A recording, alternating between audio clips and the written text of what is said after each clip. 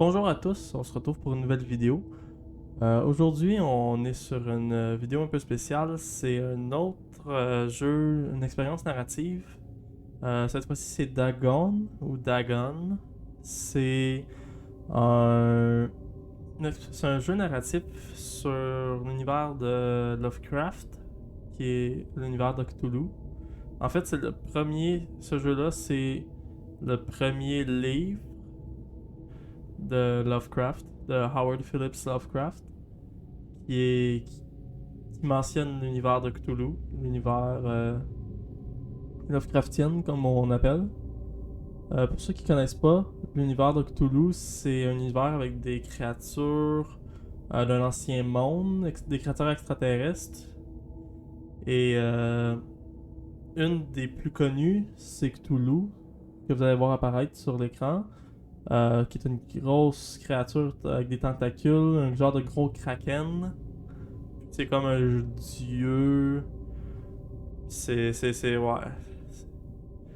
Donc, on embarque sur Dagon. Donc, c'est parti. On va commencer ça.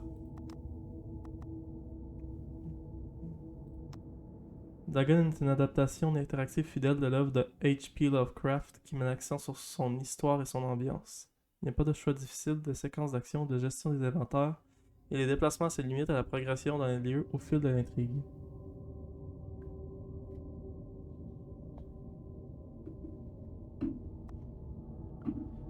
Donc c'est ça, c'est vraiment une histoire narrative de... C'est vraiment comme le livre en jeu. I am writing this under an appreciable mental strain, since by tonight I shall be no more. Ok.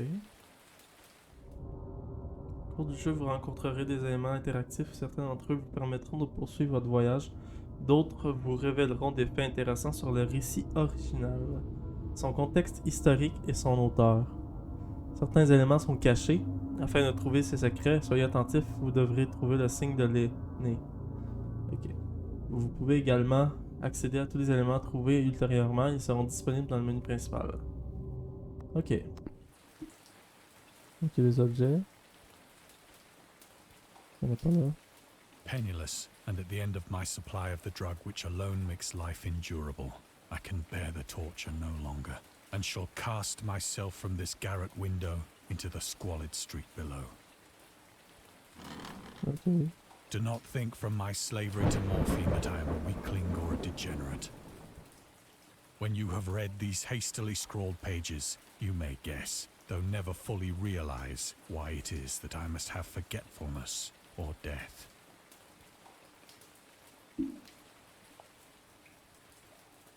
Ok.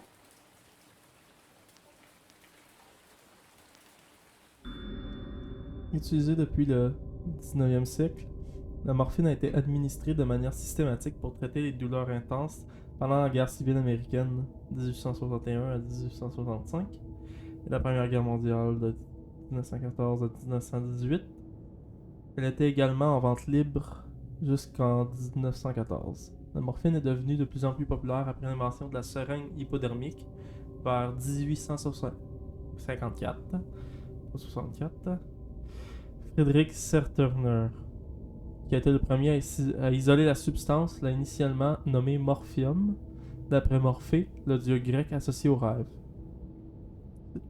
La meilleure référence, en tout cas. À l'époque où Dagon a été publié, la consommation abusive de morphine, connue sous le nom de maladie du soldat, posait déjà un gros problème aux États-Unis. C'est une addiction.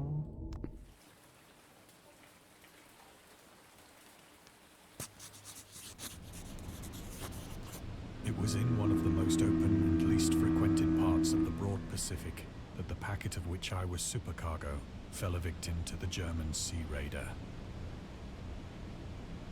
Ok.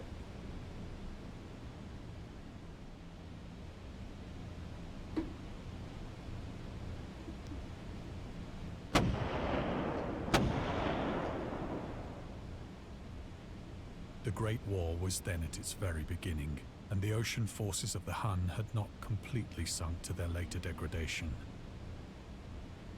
So that our vessel was made a legitimate prize, whilst we of her crew were treated with all the fairness and consideration due us as naval prisoners.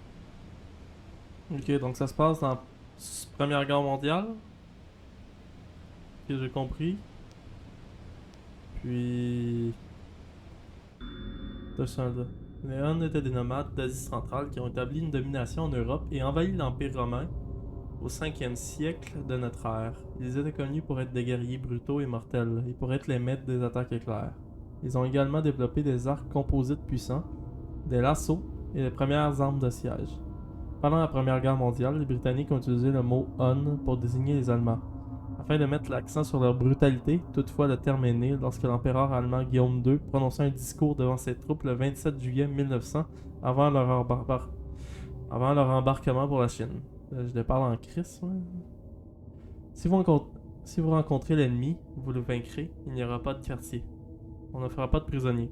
Celui qui tombera entre vos mains sera perdu. De même qu'il y a 1000 ans, les Huns, sous la direction de leur roi Attila, se firent un nom qui aujourd'hui encore leur confère une certaine puissance. Dans l'histoire et la légende, puissiez-vous prononcer le mot allemand de telle manière en Chine qu'aucun Chinois n'osera plus jamais regarder un Allemand de travers. Le refus de faire des prisonniers constitue une violation manifeste des lois et coutumes de la guerre adoptées lors de la deuxième guerre de la deuxième convention de la Haye de 1899. Fatigué. Ok. J'essaie de pas trop parler pour vous laisser So liberal écouter le indeed narrateur. was the discipline of our captors that 5 days after we were taken, I managed to escape alone in a small boat with water and provisions for a good length of time.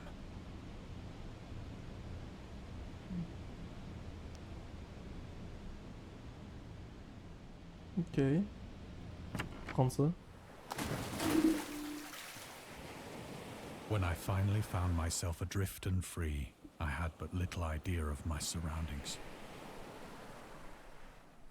Never a competent navigator, I could only guess vaguely by the sun and stars that I was somewhat south of the equator. Ok. Of Ok, the on se longitude, pousse I knew nothing, and no du island or navire. On va coastline faire on was in déserte. sight. Fait qu'on déserte. Ok. On va ça que je peux comprendre.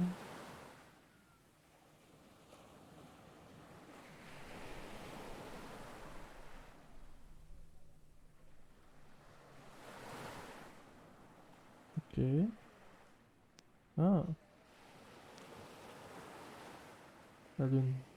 The weather kept fair, and for uncounted days I drifted aimlessly beneath the scorching sun, waiting either for some passing ship or to be cast on the shores of some habitable land.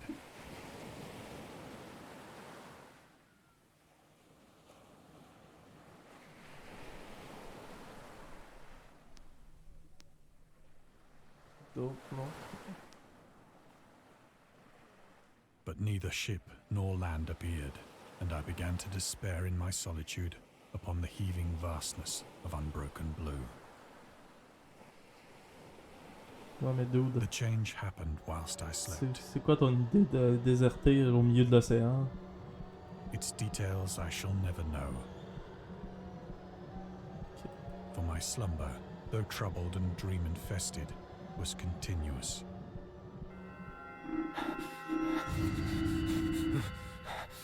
Oh shit. What the When Qu'est-ce que at c'est last ça? I awoke, it was to discover myself half sucked into a slimy expanse of hellish black mire, which extended about me in monotonous undulations as far as I could see. Ok.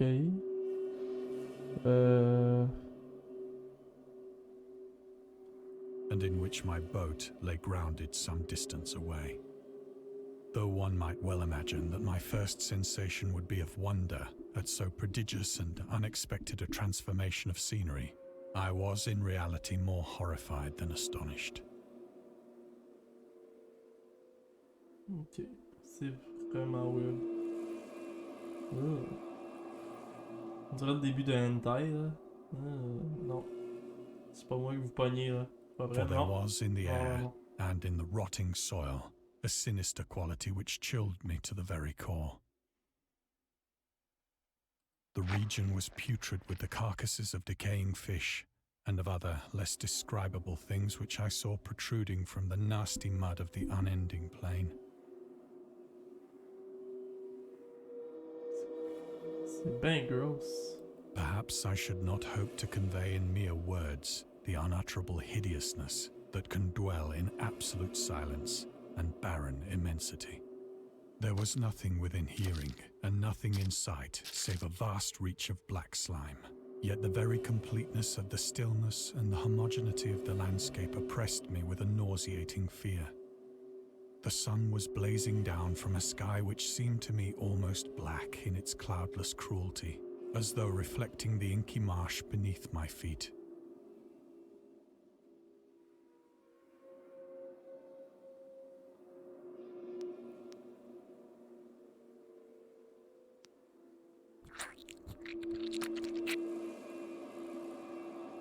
As I crawled into the stranded boat, I realized that only one theory could explain my position. Through some unprecedented volcanic upheaval, a portion of the ocean floor must have been thrown to the surface, exposing regions for which innumerable millions of years had lain hidden under unfathomable watery depths. C'est vivant. Ok. So great was the extent of the new land which had risen beneath me that I could not detect the faintest noise of the surging ocean, straining my ears as I might. Nor were there any seafowl to prey upon the dead things.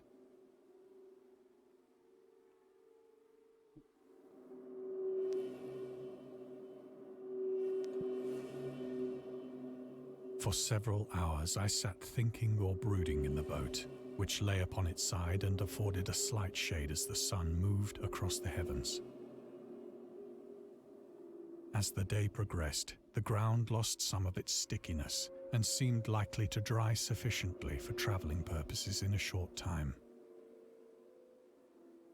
That night I slept but little, and the next day I made for myself a pack containing food and water, preparatory to an overland journey in search of the vanished sea and possible rescue. Ok. On the third morning, I found the soil dry enough to walk upon with ease. The odor of the fish was maddening, but I was too much concerned with graver things to mind so slight an evil, and set out boldly for an unknown goal. C'est weird. Ok.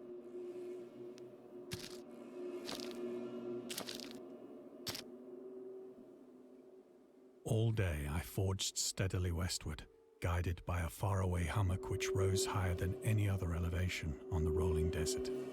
Ok.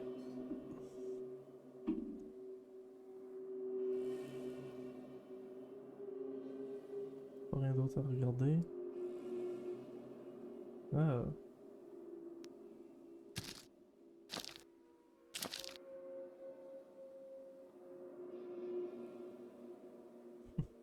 Oh non, pas baleine.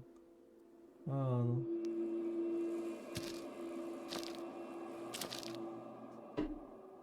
That night I encamped, and on the following day still travelled toward the hummock, though that object seemed scarcely nearer than when I had first espied it.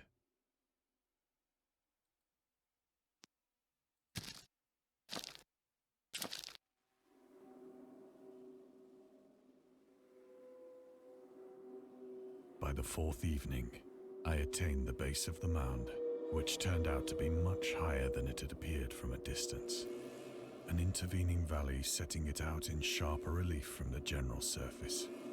Too weary to ascend, I slept in the shadow of the hill. On est presque beau, là. Même si l'univers est weird.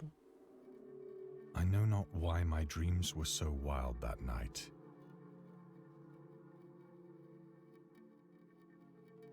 But ere the waning and fantastically gibbous moon had risen far above the eastern plain, I was awake in a cold perspiration, determined to sleep no more. Such visions as I had experienced were too much for me to endure again. And in the glow of the moon I saw how unwise I had been to travel by day. Without the glare of the parching sun, my journey would have cost me less energy. Indeed, I now felt quite able to perform the ascent which had deterred me at sunset. Picking up my pack, I started for the crest of the eminence. Ok. Comment ça? I have said that the unbroken monotony of the rolling plain was a source of vague horror to me. But I think my horror was greater when I gained the summit of the mound and looked down the other side into an immeasurable pit or canyon, whose black recesses the moon had not yet soared high enough to illumine. I felt myself on the edge of the world, peering over the rim into a fathomless chaos of eternal night. Through my terror ran curious reminiscences of Paradise Lost, and of Satan's hideous climb through the unfashioned realms of darkness. As the moon climbed higher in the sky, I began to see that the slopes of the valley were not quite so perpendicular as I had imagined. Ledges and outcroppings of rock afforded fairly easy footholds for a descent, whilst after a drop of only a few hundred feet, the declivity became very gradual.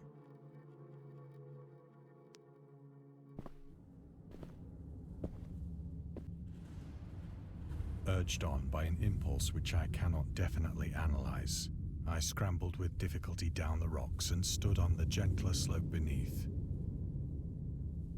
gazing into the Stygian deeps, where no light had yet penetrated.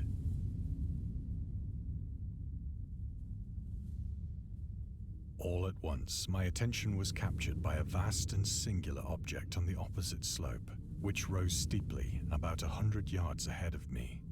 An object that gleamed whitely in the newly bestowed rays of the ascending moon.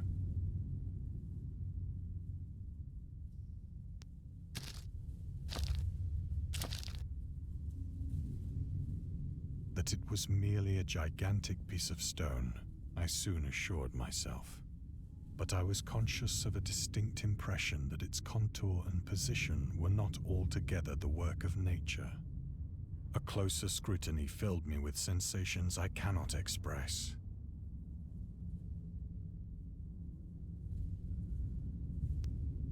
For despite its enormous magnitude, and its position in an abyss which had yawned at the bottom of the sea since the world was young, I perceived beyond a doubt that the strange object was a well-shaped monolith, whose massive bulk had known the workmanship and perhaps the worship of living and thinking creatures. Dazed and frightened, yet not without a certain thrill of the scientist's or archaeologist's delight, I examined my surroundings more closely.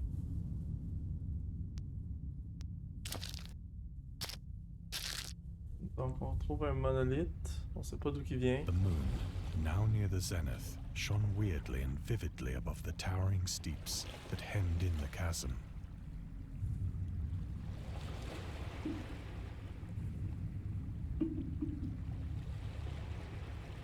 Okay. And revealed the fact that a far-flung body of water flowed at the bottom, winding out of sight in both directions and almost lapping my feet as I stood on the slope. Across the chasm, the wavelets washed the base of the cyclopean monolith, on whose surface I could now trace both inscriptions and crude sculptures. Oh. The writing was in a system of hieroglyphics unknown to me and unlike anything I'd ever seen in books. Oh man, Cthulhu! Consisting for the most part of conventionalized aquatic symbols such as fishes, eels, octopi, crustaceans, mollusks, whales, and the like.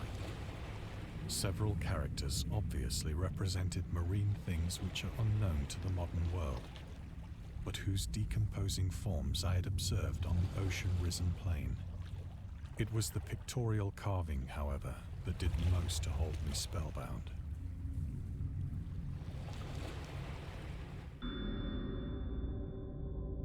Dagon contient de nombreux thèmes et méthodes de narration que Lovecraft développera dans ses œuvres ultérieures, comme par exemple raconter l'histoire à travers des sculptures, At the Mountains of Madness, The Nameless City, des journaux et des notes de personnages, The Shadow Out of Time, The Hunter of the Dark, des îles émergeant de l'océan, The Call of Cthulhu, ou encore des êtres et des divinités fictifs basés sur des événements réels et des mythes, Migo dans The Whisper in Darkness. Il est également considéré comme l'origine du populaire mythe de Cthulhu. Certaines des autres histoires de Lovecraft se concluent également d'une manière similaire à Dagon, mais ne dévoilons pas trop de détails pour ne pas engâcher la fin.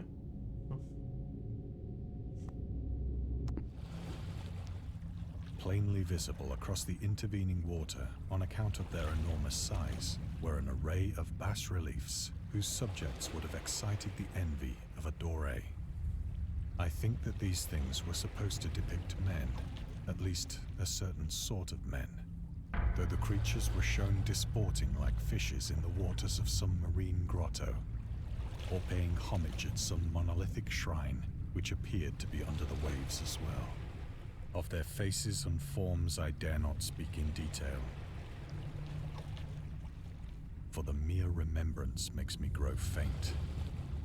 Grotesque beyond the imagination of a Poe or a Bulwer. They were damnably human in general outline, despite webbed hands and feet, shockingly wide and flabby lips, glassy, bulging eyes, and other features less pleasant to recall. Curiously enough, they seem to have been chiseled badly out of proportion with their scenic background, for one of the creatures was shown in the act of killing a whale, represented as but little larger than himself. I remarked, as I say, their grotesqueness and strange size, but in a moment decided that they were merely the imaginary gods of some primitive fishing or seafaring tribe. Some tribe whose last descendant had perished eras before the first ancestor of the Piltdown or Neanderthal man was born.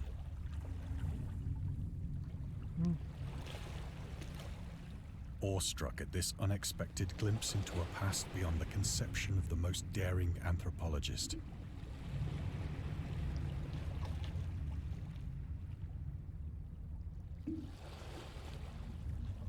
I stood musing whilst the moon cast queer reflections on the silent channel before me. Then, suddenly, I saw it. With only a slight churning to mark its rise to the surface, the thing slid into view above the dark waters. Fiend-like and loathsome, it darted like a stupendous monster of nightmares to the monolith, about which it flung its gigantic scaly arms, the while it bowed its hideous head and gave vent to certain measured sounds.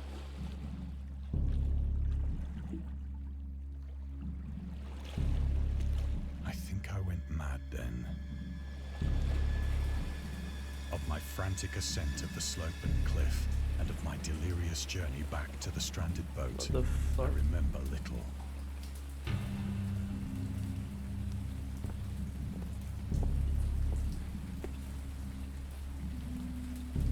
I sang a great deal and laughed oddly when I was unable to sing.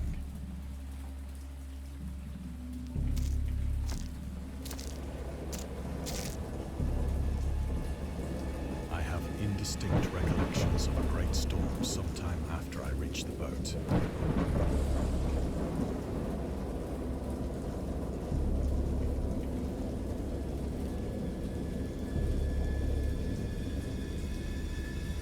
Okay.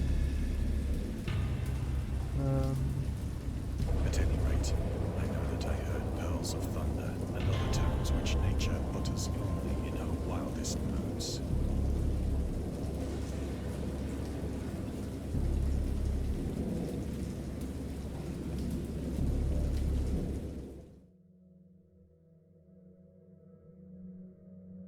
When I came out of the shadows, I was in a San Francisco hospital.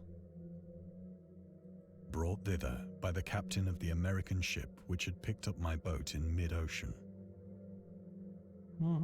In my delirium, I had said much, but found that my words had been given scant attention. Of any land upheaval in the Pacific, my rescuers, nor did I deem it necessary to insist upon a thing which I knew they could not believe.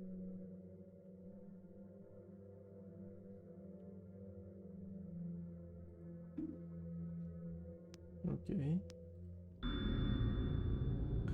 Lovecraft est une figure importante dans le monde du journalisme amateur. En 1915, il a lancé la publication de son propre journal intitulé The Conservative, qui contenait des commentaires politiques et sociaux, des poèmes, des nouvelles et des critiques littéraires écrits par lui et d'autres auteurs. Howard était un fin connaisseur des mots, mais il prenait aussi les critiques à cœur, ce qui l'a amené à abandonner l'écriture de poèmes pour se concentrer de nouveau sur la fiction étrange, et ce pour la première fois depuis son adolescence. Dagon, publié en 1917, est l'une des nouvelles écrites pendant cette période. Dans cet extrait de The Conservative, le maître de la fiction d'horreur explique sa position à l'égard de la guerre et de l'idée de la paix mondiale. La raison pour laquelle un être humain sain d'esprit peut croire en la possibilité d'une paix universelle dépasse l'entendement des conservateurs. Si l'ensemble du monde civilisé acceptait simultanément de désarmer, une ou plusieurs nations conserveraient sans doute des armements secrets et, au moment opportun, profiteraient de leurs contemporains plus altruistes et moins avisés pour se lancer dans une folle carrière de conquête contre des victimes désarmées. Aucun pays n'est ni ne pourra jamais être au-dessus de la guerre, tant que les impulsions fondamentales de l'animal qui est l'être humain n'auront pas miraculeusement changé. Ok. Il y avait une belle vision du... Ben... Pas une très belle vision de l'humanité, mais... C'est genre, l'être humain est juste un animal, fait qu'il va continuer à se battre sans arrêt. Mais il y avait une belle vision de genre... voir les choses, là.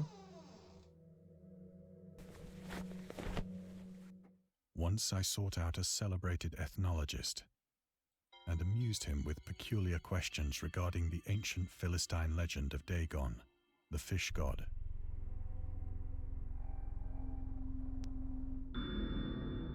Dagon, non, était la principale divinité des Philistins vénérée dans tout le Moyen-Orient.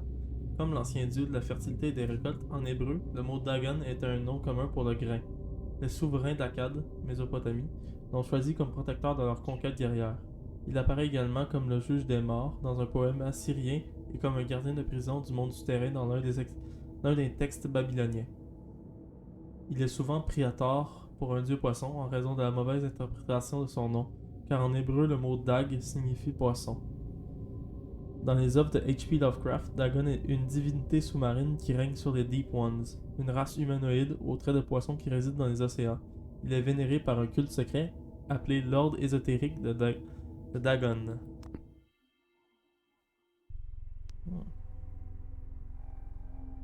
C'est très intéressant. Il y a vraiment des influences de l'ancienne civilisation, la Mésopotamie, les Babyloniens. C'est surprenant. But soon perceiving that he was hopelessly conventional, I did not press my inquiries.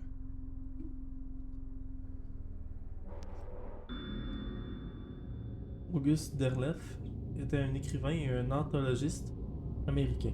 Il s'est également lié d'amitié avec Lovecraft et a publié nombre de ses œuvres par le biais de sa société Arkham House. Bien qu'il ait largement contribué à la popularisation des œuvres de l'auteur après sa mort, il est entouré de nombreuses controverses. L'une de ses décisions les plus discutables a consisté à introduire la doctrine du bien contre le mal. Derleth était un fervent catholique, dans le mythe de Cthulhu, ce qui contrastait avec la vision du monde de Lovecraft et son approche de l'horreur cosmique. En conséquence, les œuvres de l'auteur sont souvent mal comprises et mal représentées dans la culture contemporaine. Il convient également de noter que Lovecraft n'a jamais été réellement intéressé par la création d'une mythologie et que le terme mythe de Cthulhu a été inventé par Derleth après que l'auteur ait quitté le monde des mortels.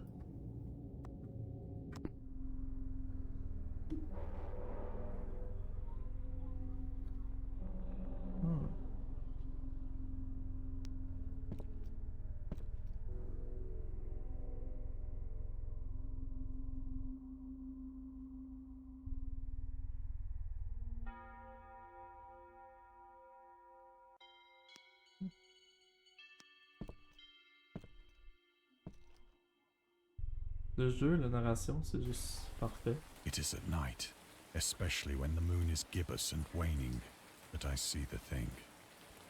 I tried morphine, but the drug has given only transient surcease, and has drawn me into its clutches as a hopeless slave.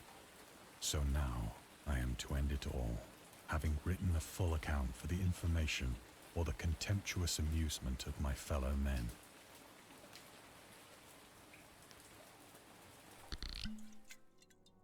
Often I ask myself if it could not all have been a pure phantasm, a mere freak of fever as I lay sun-stricken and raving in the open boat after my escape from the German man-of-war.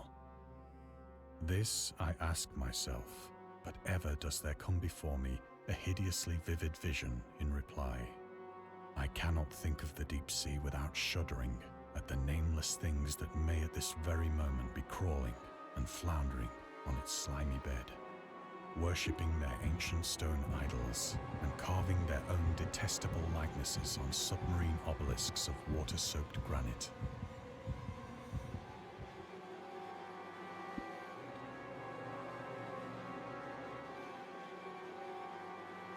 Oh mon Dieu.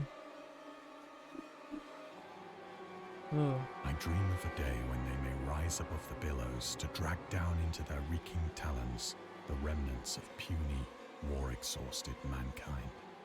Of a day when the land shall sink and the dark ocean shall ascend amidst universal pandemonium. C'est tout des Cthulhu ou des Ah mon, c'est tout des Dagon.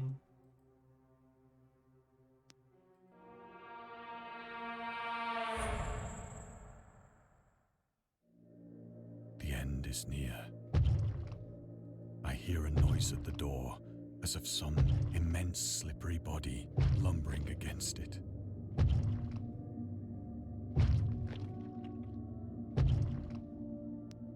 It shall not find me.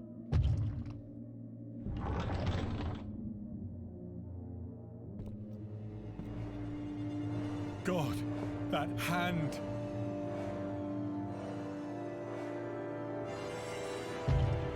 The window! The window!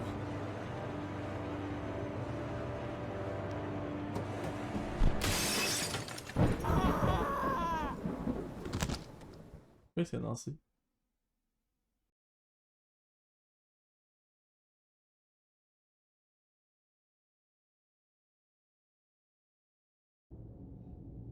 Wow.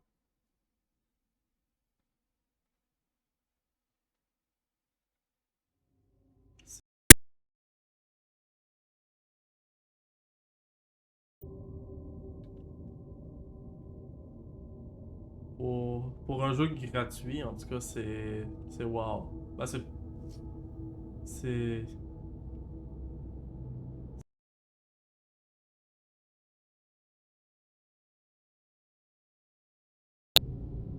de Lovecraft parce que c'est vraiment bien fait, je trouve. Hein. Ça te donne le goût d'en savoir plus. Là. Donc, c'était tout pour aujourd'hui. Mettre un pouce bleu, un pouce rouge, un commentaire. Le jeu, si vous voulez aller le voir, le jeu est gratuit sur Steam. Je sais pas s'il est sur d'autres plateformes. S'il l'a, tout court. Mais il est gratuit sur Steam. Donc, n'hésitez pas à aller y jouer, à aller l'essayer. Je pense que vous ne serez pas déçus. Donc, on se voit pour une prochaine vidéo. À plus!